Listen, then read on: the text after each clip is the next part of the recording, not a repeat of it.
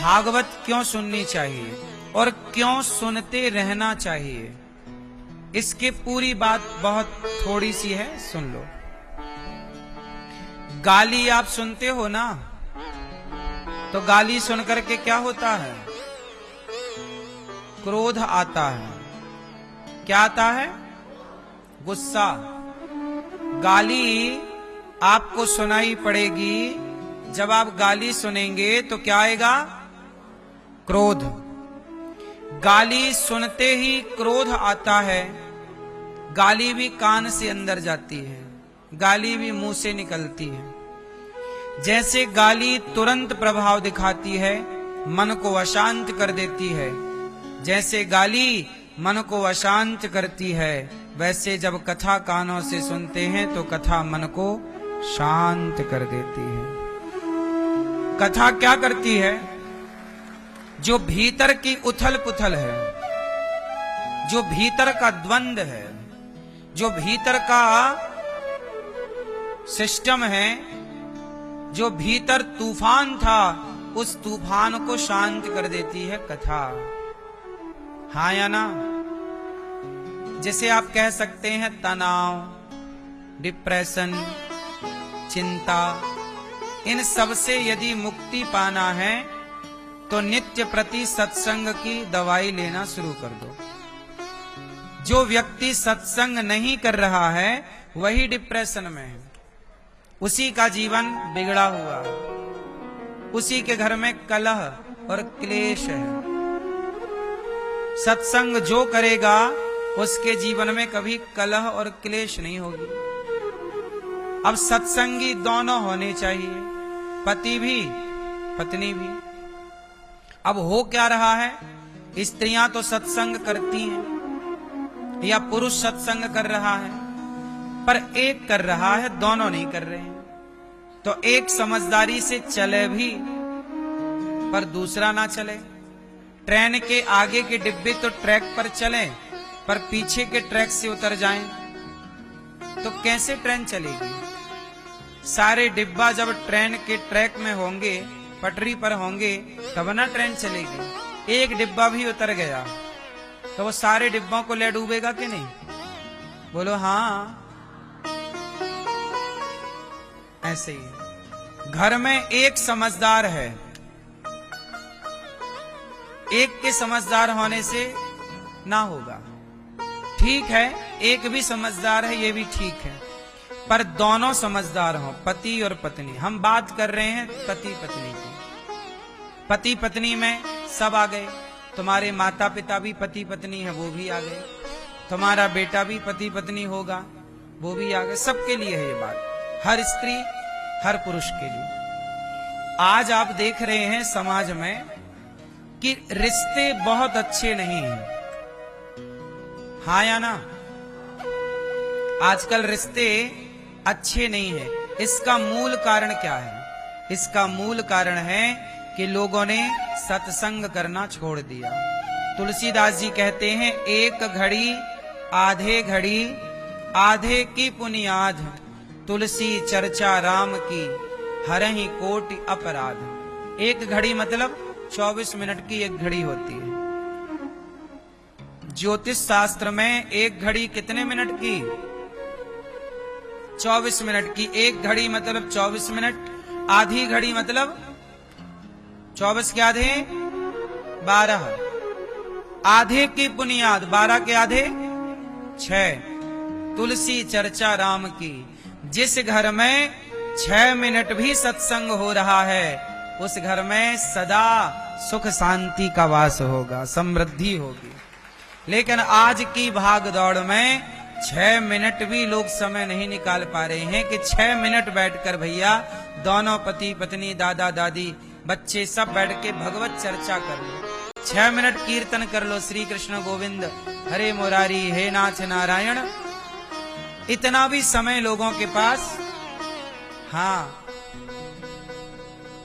समय नहीं है। शराब पीने के लिए भरपूर समय है, प्रपंच करने के लिए निंदा और चुगली करवा लो तो 2-2 घंटे हो जाएगी, लड़ाई झगड़ा करा लो तो दिन भर लड़े आदमी। बस 6 मिनट का टाइम नहीं है। इसलिए आज ना कथा क्यों सुननी चाहिए, क्योंकि गाली तुरंत प्रभाव दिखाती है, मन को अशांत करती है, तो कथा भी तुरंत प्रभाव दिखाती है, मन को शांत करती है। अच्छा बताओ, आप लोग यहाँ बैठे हैं, कथा सुन रहे हैं, शांति मिल रही है कि नहीं? कथा 3 घंटे आप सुनेंगे, इन 3 घंटों में क्या होगा? आप एक जगह बैठे हैं, आप इसी 3 घंटे में कमरे में होते या घर में होते तो कुछ ना कुछ प्रपंच कर रहे होते, मतलब आपकी वाणी से कोई ना कोई पाप हो रहा होता। आपको पता है पाप कहां कहां से होते हैं? आंखों से भी पाप होता है, नहीं? बताओ, आंखों से पाप कहां होता, कैसे होता?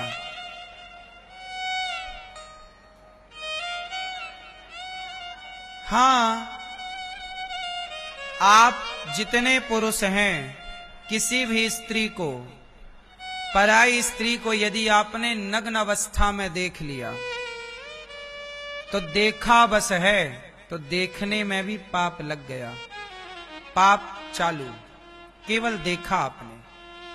चलो दृष्टि पड़ी और आपने आंखें बंद कर ली, या आप घूम गए तो आप बच गए, और आपके सामने कोई अर्धनग्न स्त्री है और आप उसे टुकुर टुकुर देखते रहे,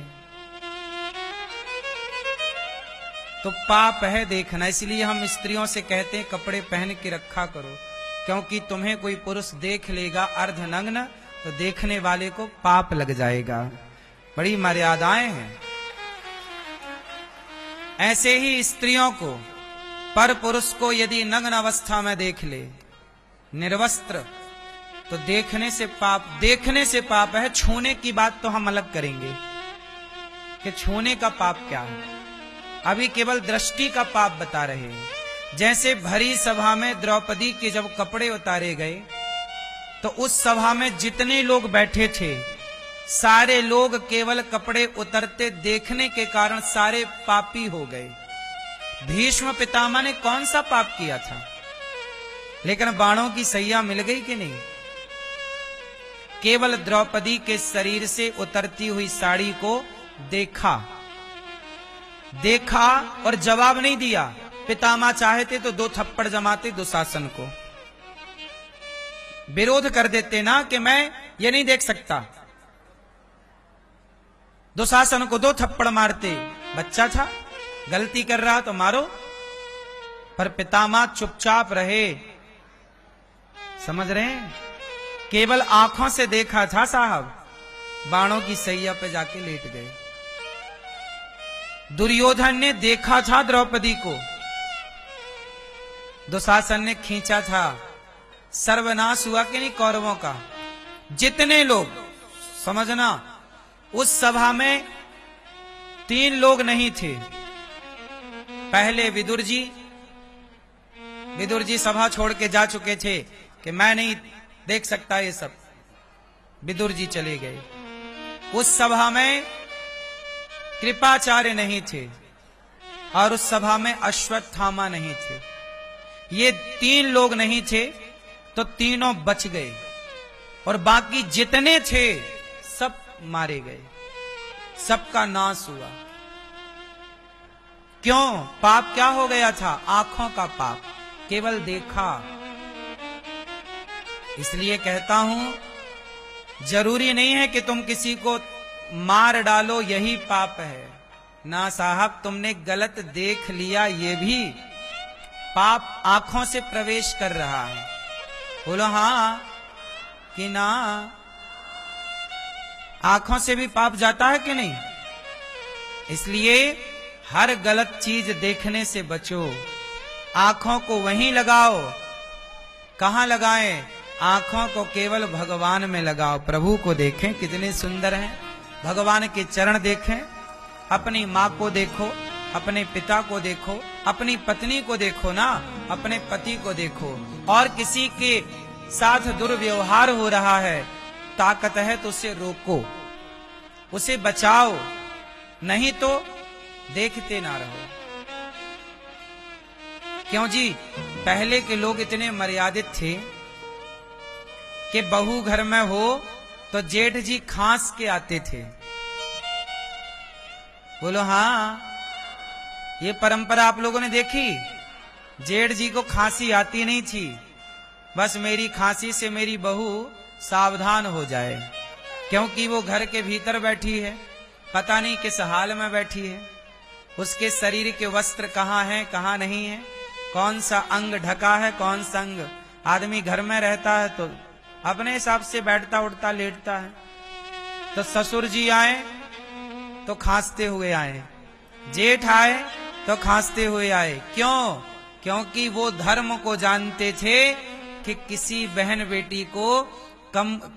बेटी के शरीर पर दृष्टि पड़ जाए गलत जगह, वह भी पाप है, दृष्टि का पाप है, तो वो ना हो। इसलिए तुम्हारे ससुर तुम्हारे जेठ जो खांस कराते थे वो धर्म का ज्ञान था, इसलिए खांसते थे। आज के लोग तो डायरेक्ट, लोग तो फोटो बनाते हैं आजकल, वीडियो, मौका बस मिल जाए। लोग तो दरवाजे में छेद हो तो ऐसे देखते क्या चल रहा है भीतर। तो आजकल तो ये हाल है। बोलो हाँ कि ना? पहले के लोगों के भीतर धर्म था, क्या देखना है क्या नहीं देखना, ये भी एक धर्म है।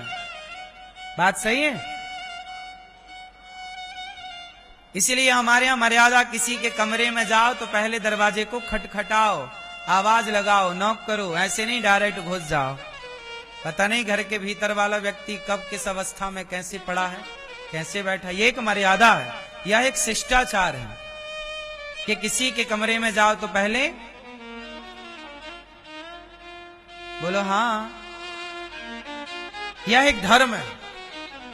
तो आंखों से भी पाप होता है, लेकिन 3 घंटे आप भागवत में बैठे तो आप आंखों से क्या देख रहे हैं? भगवान को, भगवान के भक्तों को। तो आप 3 घंटे हर पाप से, आंखों के पाप से तो बच गए ना। तो 3 घंटों के लिए कथा ने आपको आंखों के पाप से तो बचा लिया। आंखें कहां लग गई? भगवान में। तो ये भागवत ने आपको पाप से बचाया। अब दूसरा पाप, कानों से भी पाप होता है। बोलो हाँ, बोलो हाँ। कानों से कौन सा पाप होता है?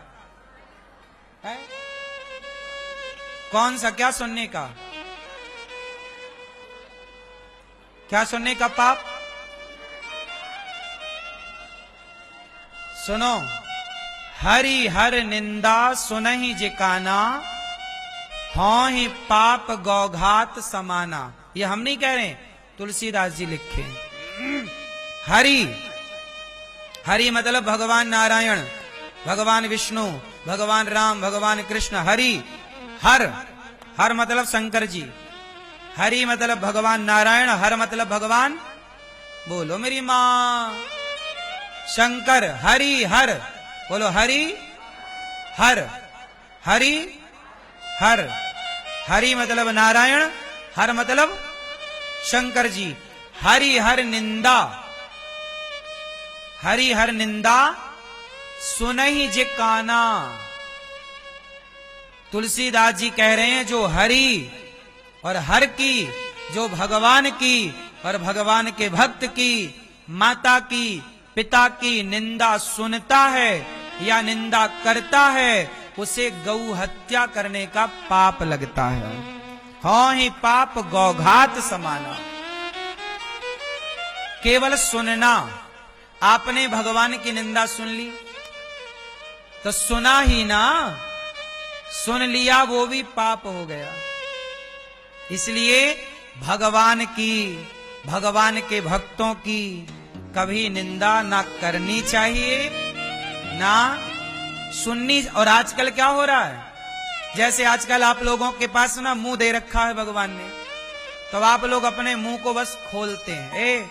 वो फलाने बाबा तो ढोंगी हैं, वो फलाने तो संत हैं कि पाखंडी हैं। आप लोग दिन भर किसी के बारे में जानते नहीं हैं, लेकिन आप लोग मतलब कुछ लोग संतों की निंदा करते रहते हैं।